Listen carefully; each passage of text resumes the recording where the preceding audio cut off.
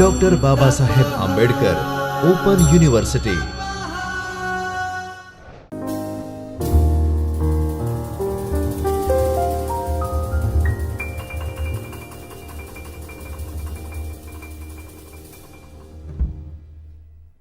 Namaskar, I, Dr. Darshana Dalwadi, is welcoming you all to the lecture series of Principles of Cybersecurity from the Chaitanya Studio of Dr. Babasaheb Ambedkar Open University. In previous lecture, we discussed about advanced persistent threats and cyber kill chain. Today, we are continuing the previous lecture's discussion. See, in last lecture, we discussed about the problem we have, the advanced persistent threats we are talking about, but how it comes in our system, what actually the problem is in organization. Actually, they are not understanding what is APT and they are not knowing it and they are having the effect of that threats. So that we have discussed. After that, we started advanced persistent threat. In that, first term is advanced, that is already discussed. As the name suggests, I am just giving you the overview. That advanced means what? As the name suggests, the attackers are using advanced techniques and tricks, advanced technology to steal the information from the organization. And after that, they are getting the information, encrypting it, and that encrypted form is not getting accessed on the network. Up to that we have discussed. The next thing we are going to see, that is the second term of APT, that is persistent. Now persistent means what? The attacker will not stop after failing or once or two times. Means persistent means you can say continuous.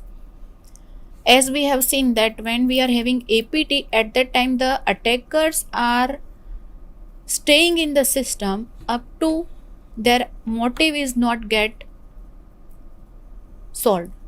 Whatever motive they have, that is not get solved, up to that time they keeps the code in their organization. So we can say it is persistent. Attacker will not stop after failing once or twice. First time they are trying, they are not getting success, they will try again, they will try again, they will try again, up to the time they are not having success in their attack. They will keep trying until they are successful in their objective.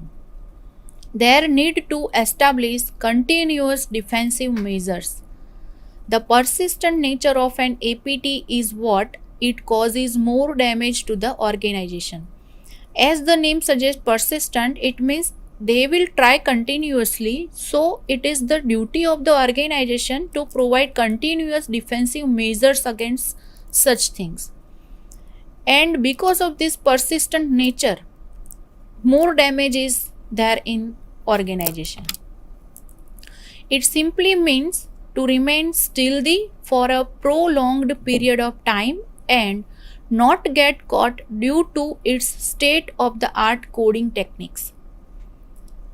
They get into the system, remain there until the data is completely exfiltrated, and they leave without getting on the surface and they do not leave any trace. What actually these attackers are doing? They are entering in your system, they will remain there. As we have discussed already, that they up to the successfulness of their motive, they will remain in your system, in your organization. They remain there until the data is completely exfiltrated and they leave without getting on the surface and they do not leave any trace. They are not having any clue. They are not keeping it. They are destroying all the clues or all the ways or all the traces they are having. So it becomes very hard for an organization during the post investigation when any third party services such as law enforcement agency inform them regarding the APT attack on an organization. Because the attackers are not leaving any trace, they are not leaving any type of clue, it becomes difficult for the organization to identify, to check that whether they were having such type of APT or not. It would be very difficult for an organization as they don't know where to start an investigation and how to decide a timeline for that. Because of such things, the organizations are facing many difficulties of finding the ways, of finding the solutions. They don't even able to know that from where to start, from where they will start the investigation. They don't know because they are not having any type of clue from where the attackers have attacked in system, and because of that they are not able to decide the timeline for the attack. As mainly APT attacks are not for a few days, an attacker could have a foothold in systems from many days. We can have it from weeks also, we can have it from months also, or sometimes it may be years also. As we know that when we have APT, it is not so that attacker will attack just now and the attack will get succeeded and they will leave the system after stealing the information. It is not so in APT. They will remain in their system. Up to how much time they will remain? It depends. How much time it is taking to complete their motive. It may be in form of days, in form of weeks, or in form of month, or in form of years. The persistent process suggests that an external command and control system is continuously monitoring and extracting data from a specific target. This is what we are having in second term, that is persistent.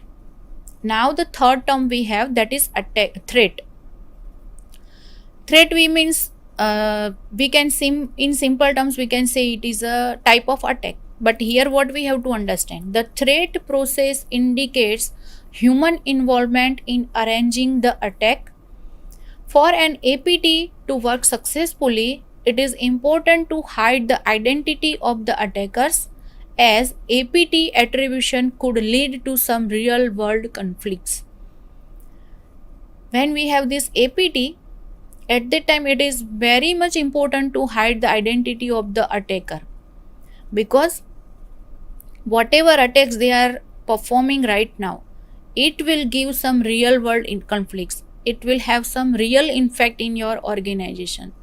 So if the attacker is identified anyhow, then what will happen? Next time the attacker will be identified, so he or she will not be able to do any attack. So it is very much important to hide the identity of the attacker.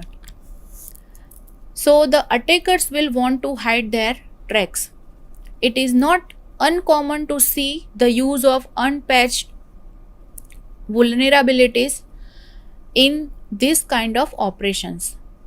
Here we can see one figurative representation is given, that is the things included in APT. Advanced persistent threat includes customized attacks. It needs patience. It is well organized.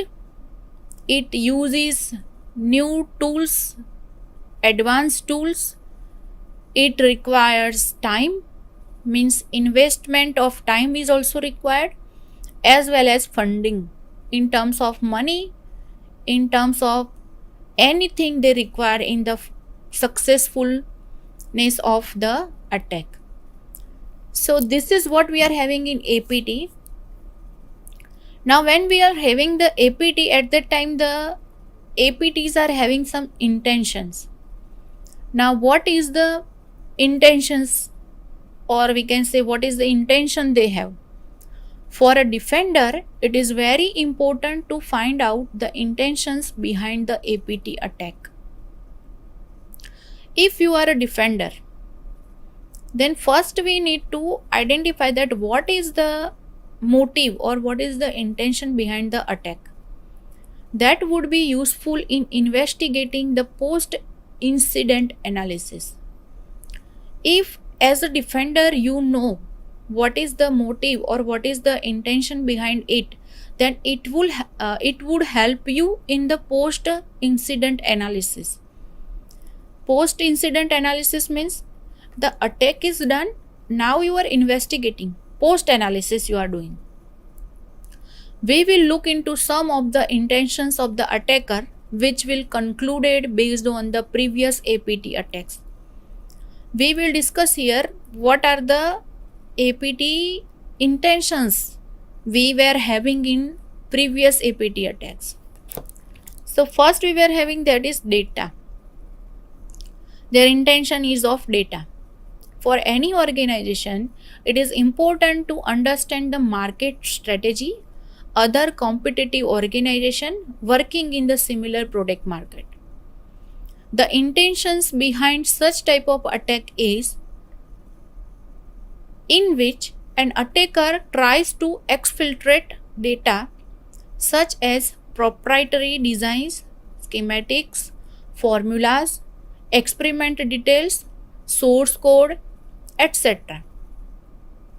In such type of intention, what the attacker will do?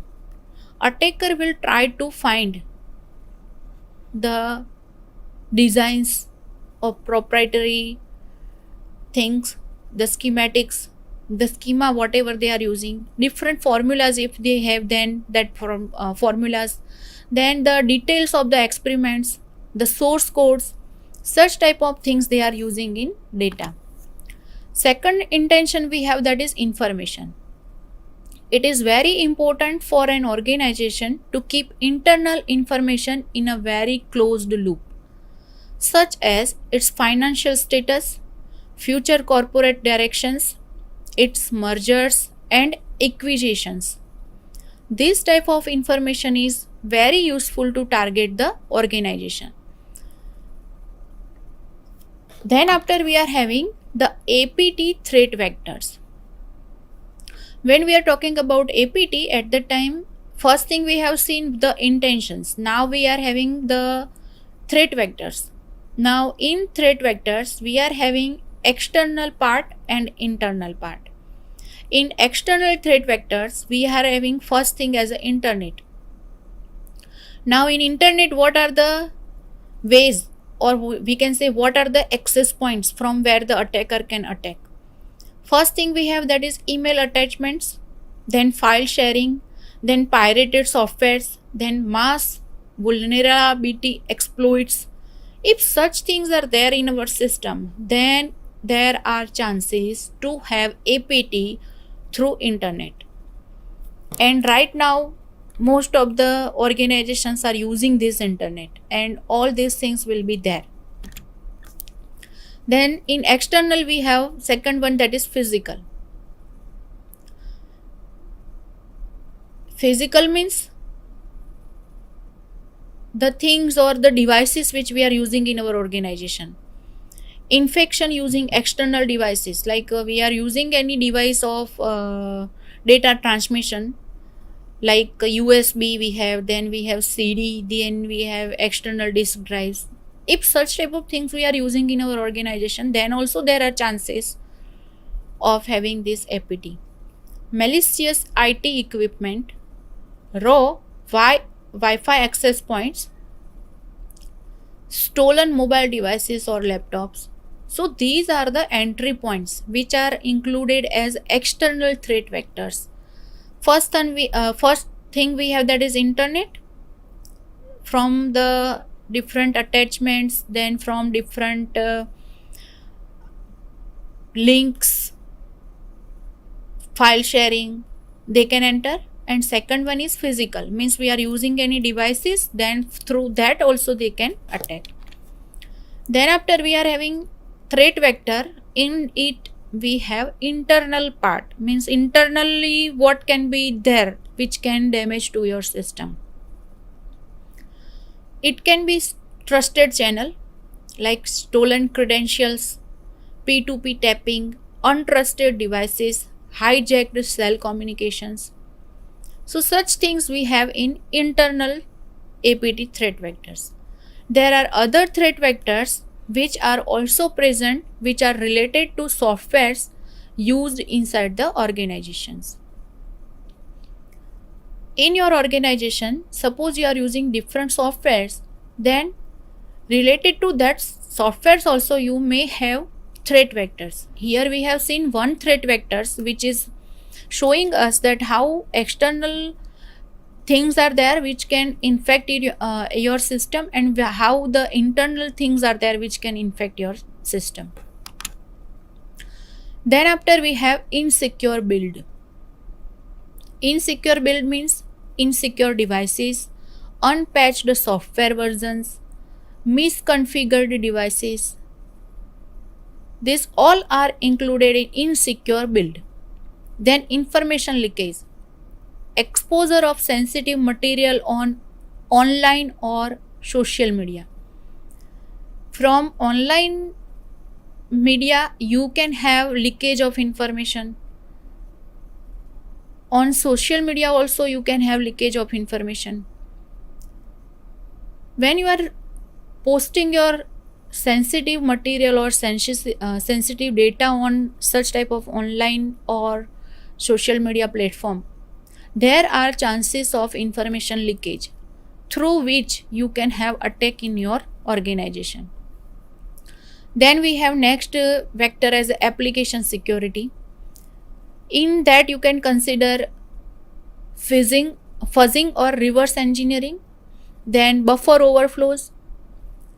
Then after next we have that is APT tools. Now as we have discussed that when we are having APT, at that time they are using advanced tools or advanced techniques. Now what are the tools they are having? Open source exploit softwares. Open source softwares are available which they can use. They can use malwares. In that they can have botnets or rootkits or ransomware or malicious attachments. Then open source available exploit code. Then using 0 days. All this can be used as a APT tools. Now what are the APT techniques? The APT techniques we have, number of techniques are there. Here we are discussing some of them. First one we have that is open source intelligence. It is also known as OSINT, OSINT you can say. As the name suggests, it is open source, and we have seen that they are using new techniques. So every time whatever they find new in this open source intelligence, they will use it. Then after we are having social engineering, or we can say using SET, social engineering toolkit. The short form of this is SET. Leverage social media information. As the name suggests, we are having the information on social media. They will try some techniques or tricks to steal the information from it, and then they can use against the organization. Identify contextual and behavioral information. Then after we have next technique, that is targeted spear phishing attack. It requires in-depth knowledge of internal communication method, requires to build a strategy which lures the target and performs a predetermined action.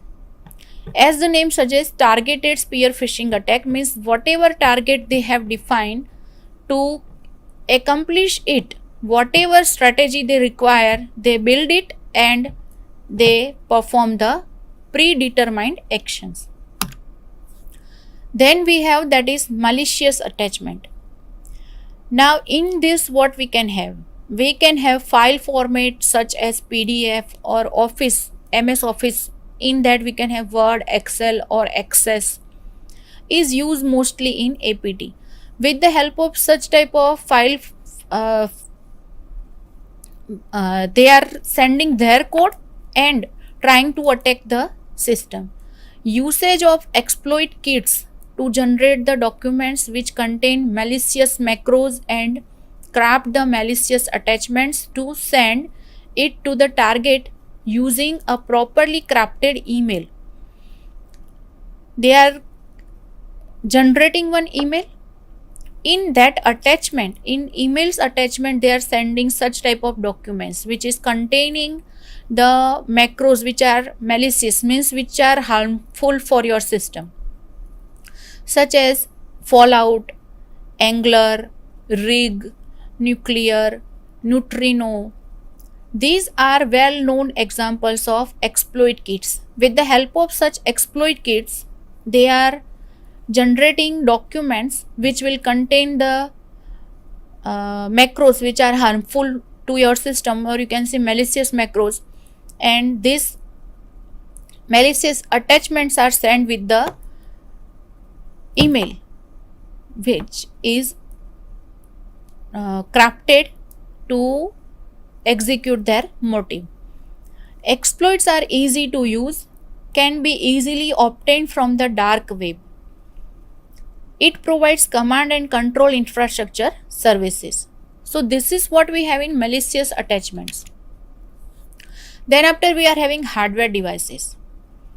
Hardware exploits in the internal devices which are used. It may be projectors, printers, shared file servers which are usually connected with the internet.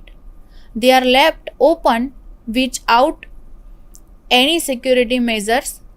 An attacker tries to use such resources, gain access to the internal network. Whenever we have such type of hardwares, suppose we have projectors, we have printers, or we have server on which we are sharing the files, and if such type of hardwares are connected with the internet and they are left open in sense access is open. So when such type of devices are easily accessed, then they are trying to access it, they are trying to use such resources to gain the access of the internal network. With the help of these things, they will try to get the access of internal network, and from there they will steal the information. Then after we are having here the steps involved, we can say the cycle, attack vector cycle. As you can see here, we are having number of steps which is indicated by 1 to 7. Now first thing what we have, first thing here you can see the entry point is there. At their entry point, three things are written: internet, email and devices, which already we have discussed. That through internet means through social media, through P2P transaction, or through drive-by downloads, they can enter in your system. Second thing, by email, by spear phishing or by whale phishing. Third thing we have, that is by devices, means we are using any external devices like USB flash drives or phones, mobile phones or tablets. Then these are the entry points. As you are using any of these things in your organization, you are having chances to get APT in your organization. So from there it starts. First step is lure end user to download exploit or corrupt file. They are attracting the users to download the files which they are having. Second thing, exploit executed. Whatever malicious code they are having, that gets executed as the user is downloading it or using it in some way. Then after, third thing is inject additional code, Trojan or backdoors. whatever target they have, for it whatever coding is done, that is got injected in your organization. Fourth step is establish command and control channel. Now after adding that code, that will establish the command and control channel. Fifth one, explore and move literally within organization. Now it gets execution. After establishing the command and control channel, it will start getting executed. So what it will do, it will explore and move literally within your organization. And sixth step is, it is stealing and transmitting the target data out of the organization. As now it has entered in the system, now it will start working on getting the information. It will steal the information. After stealing the information, it will start transmit the data, whatever targeted data they have, that will be transmitted out of your organization. And seventh step we have, that is malware become the APT, final stage mutations. And after this, you will come to know that you are having one malware which is having many infect in your system. It has impacted your system in many ways. So this is the cycle we have called as the attack vector cycles, which shows you that how you can have the APT in your system. Up to this we are keeping in this lecture. Next thing we will discuss in next lecture. So thank you for today. स्वाध्यायः परः